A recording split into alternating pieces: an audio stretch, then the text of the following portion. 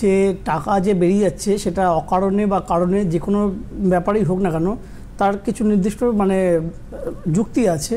তো গতকাল আমরা আলোচনা করেছিলাম, সেই আলোচনার কন্টিনিউশনে আমি বলছি যে দেখুন, আপনি যখন এই হাতের আমি চন্দ্রের জায়গাটা দেখাচ্ছি, এই চন্দ্রের যে জায়গাটা, এই জায়গাটা যখন একদম ব্ল্যাঙ্ক থাকবে, এই জায়গাটাতে কোনো রেখা সেরকমভাবে থাকবে না। দেখুন আমি ভালো করে দেখাচ্ছি চন্দ্রের এই জায়গাটাতে রেখা কম থাকবে। তো সেক্ষেত্রে কী হবে, সন্তানের অতিরিক্ত বায়না, অতিরিক্ত চাওয়া, এই মেটাতে গিয়ে কিন্তু আপনি সর্বশান্ত হয়ে যাবেন।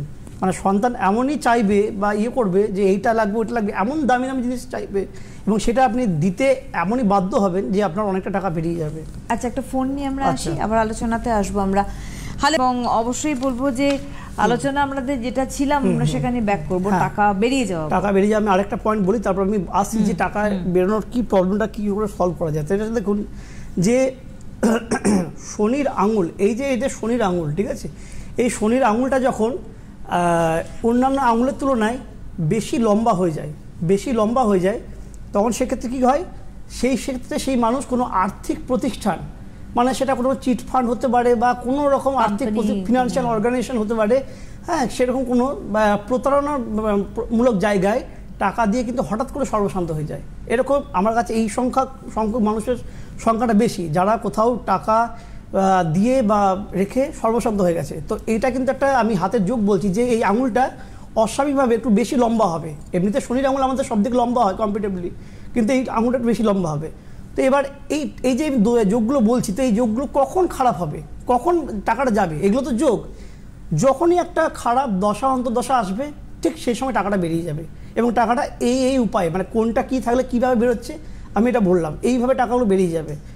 তো এইগুলোর কিন্তু সমাধানটা নিয়ে আমাদের ভাবতে হবে। সেই সমাধানটা নিয়ে আমি বলছি যে আমি যে হাতের সাইনগুলো বললাম সেগুলোর অন্যান্য অনেক মিনিংও থাকতে পারে, কিন্তু আমি এখন ফিনান্সিয়াল যে ট্রাভেলটা আছে সেটা নিয়ে বলছি।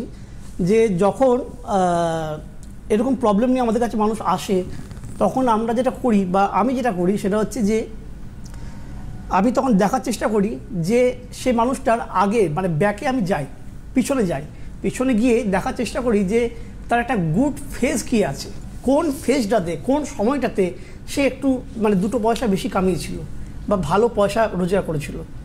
এটাকে বলা হয় ফেজ ম্যাপিং।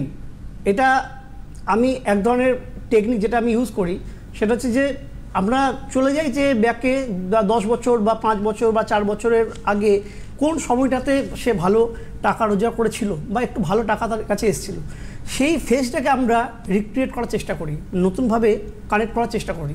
তো সেই ফেজটাকে যদি এটা তন্ত্রে সম্ভব, তন্ত্রে শাস্ত্রে এটা বলা আছে যেটা সম্ভব।